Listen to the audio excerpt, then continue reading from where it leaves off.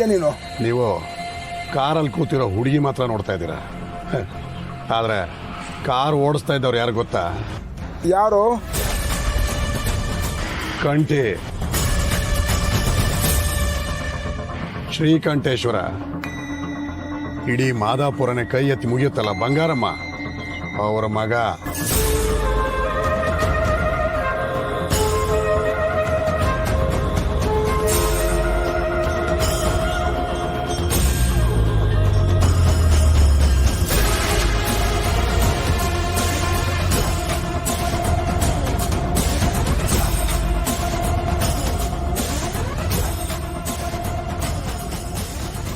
ಅಯ್ಯೋ ಯಜಮಾನ್ರೆ, ಅದ್ಯಾಕ ಹಂಗೆ ಎದ್ರಕಂಗ್ ಕುಂತಿದ್ರ? ಯಾರ ಬಂದು ನಮ್ ಕಾರ್ನ ಅಡ್ಡ ಹಾಕ್ಬಿಡ್ತಂತ ದಿಗ್ಲ? ನೀವು ಕುಂತಿರೋದು ಈ ಕಂಠಿ ರಥದಾಗೆ. ಯುದ್ಧಕ್ಕೆ ಯಾವಾಗ್ಲೂ ಸಿದ್ಧ. ನೀವು ನನ್ನ ಜೊತೆಯಾಗಿರೋವಾಗ ಯಾರು ಏನು ಮಾಡಕ್ ಹಾಕಿಲ್ಲ. ಆರಾಮಾಗಿ ಬನ್ನಿ. ಯಾಕಪ್ಪ ಈಗ ಏನಾಗದೆ ಅಂತ ಈಟೆಲ್ಲ ಎದುರ್ಕತಾ ಇದೀಯಾ? ನೀನ್ ಹಿಂಗ್ ಎದ್ರಕಂಡ್ರೆ ಆ ಮಗನು ಹಂಗೆ ಎದ್ರಕೊಂಡ್ಬಿಡ್ತದೆ. ಸುಮ್ಕಿರು, ಏನು ಆಗಕ್ಕಿಲ್ಲ.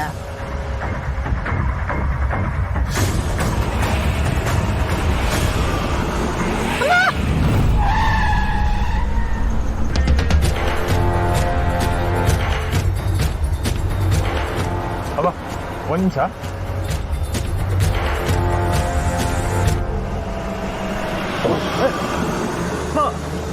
ಮೆತ್ತಿಗೆ ಯಾಕೆ ಯಾಕೆ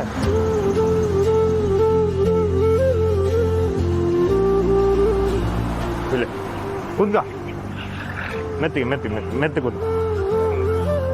ಒಂದ್ ನಿಮಿಷ. ಲೇ ಸತೀಶ, ಒಂದು ಕಬ್ನಲ್ಲಿ ಹಾಕ್ಲಾ?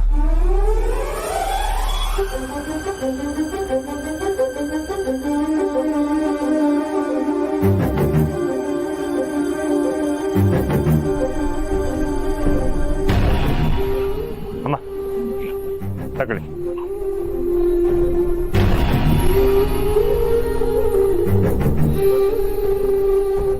ಲೈ, ಅವ್ರಿಗೆ ಇನ್ನೊಂದು ಗ್ಲಾಸ್ ಬೇಕಾದ್ರೆ ಕೊಡು. ನಾ ಬಂದೆ. ಆದ್ರೂ ನಾನು ಇನ್ಮೇಲೆ ಕೈ ಮಾಡ್ತಿಲ್ಲ. ಯಾಕೆ ಹೇಳು? ಈ ನೀನ್ ಸಾಲೆ ಈ ಕಾಕಿ ಒಂದಲ್ಲ ಅವನ ಸಹ ಉಪಯೋಗಕ್ಕೆ ಬರುತ್ತೆ ಅಂತ. ಅಣ್ಣ, ನಾನು ಯಾವಾಗಾರು ನಿಮ್ಮ ವಿರುದ್ಧ ಏನಾದರೂ ಮಾಡ್ತೀನ? ನಾನು ಏನು ಹೇಳಿದ್ರು ಅದು ನಿಮ್ಮ ಒಳ್ಳೇದಕ್ಕೋಸ್ಕರ ಅಂತ ನಿಮ್ಗೆ ಗೊತ್ತಿಲ್ವಾ? ಏನೋ ಒಳ್ಳೇದು? ನನ್ನ ಕಣ್ಣು ಮುಂದೆ ಆ ಹುಡುಗಿ ಹೋಗ್ತಾ ಇದ್ರು, ಅವ್ನು ಯಾವನೋ ಬಿಲ್ಡಪ್ ಕೊಡ್ತ ನಾನೊಂದು ತಡೆದ್ಬಿಟ್ಟಲ್ಲ. ಅವ್ನು ಯಾವನ? ಅವನ ಮನೆಗೆ ಹೋಗಿ ಅವಳನ್ನ ಎತ್ತಾಕೊಂಬರೋಣ ನಡೆ. ಅಣ್ಣ, ಪ್ರಾಣ ಕಳ್ಕೊಳ್ಳೋಕ್ಕೆ ಇಷ್ಟೊಂದು ಆತರನ? ಆ ಬಂಗಾರಮ್ಮ ಮತ್ತು ಅವಳ ಮಗ ಯಾರು ಅಂತ ಗೊತ್ತಾ?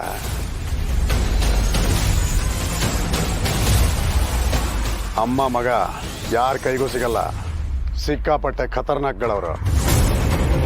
ಇನ್ನು ಅವನು ರೌಡಿಗಳಿಗೆಲ್ಲ ರೌಡಿ. ಈಗ ಸದ್ಯ ವ್ಯವಸಾಯ ಮಾಡ್ಕೊಂಡಿದ್ದಾನೆ, ಆದರೆ ಅವನ್ನ ಮುಟ್ಟೋದು ಅಷ್ಟು ಸುಲಭ ಅಲ್ಲ. ಅವನು ಯಾವನೇ? ಅವನು ಫೋಟೋ ತೋರಿಸು ನೋಡೋಣ.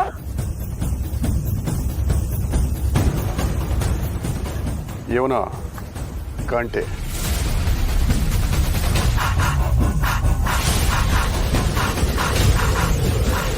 ಇದು ಬಂಗಾರಮ್ಮ.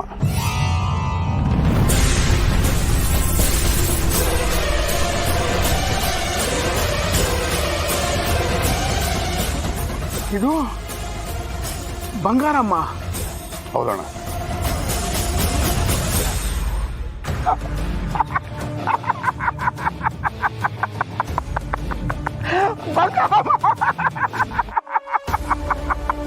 ಬಂಗಾರಮ್ಮ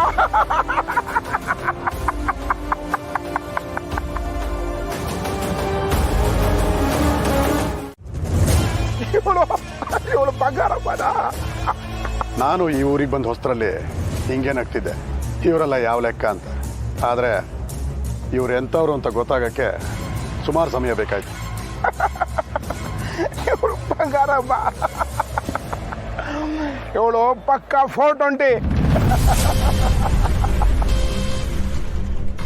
ಇವಳು ಮಗ ಒಬ್ಬ ಇದ್ದಾನೆ, ಗೊತ್ತಿಲ್ಲ ಗುರಿ ಇಲ್ಲ, ಚಿರುಬೋಕಿ ನನ್ನ ಮಗ. ಅಣ್ಣ ನೀವು ಬೇರೆ ಯಾರು ಅಂತ ತಿಳ್ಕೊಂಡು ಹೇಳ್ತಾ ಇದ್ದೀರಾ ಅನ್ಸುತ್ತೆ. ಸ್ವಲ್ಪ ಇರು.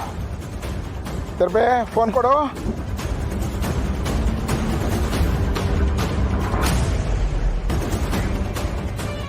ಅವಳು ಬಂಗಾರಮ್ಮ ಆದ್ರೆ ಇವಳು ಯಾರು?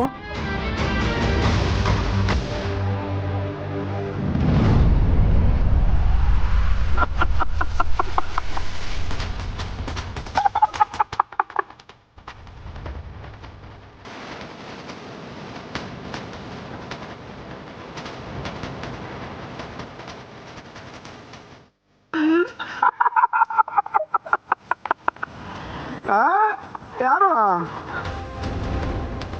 ಏನೋ ತಾಂಡವು ಹಂಗ್ ನೋಡ್ತಿದ್ಯಾ? ಅಲ್ಲ ಅಣ್ಣ ಇವರು ನಿಮ್ ಜೊತೆ. ನಾನು ಹೇಳಿದ್ರೆ ಏನು ಬೇಕಾದ್ರೂ ಮಾತಾಡ ಕಣ ಇವಳು. ನಡಿ ಸೀದಾ ಇವಳು ಮನೆಗೆ ಹೋಗೋಣ. ಇದು ಬಂಗಾರಮ್ಮ ಇದು ಹೇಗೆ ಅಂತ ಅಣ್ಣ ಇಲ್ಲೇನೋ ಮಿಸ್ ಹೊಡಿತಾ ಇದೆ. ಬಂಗಾರಮ್ಮ ಅಲ್ಲ ಕಣ ತಾಂಡವ್, ಸಿಂಗಂ. ಸಿಂಗಂ?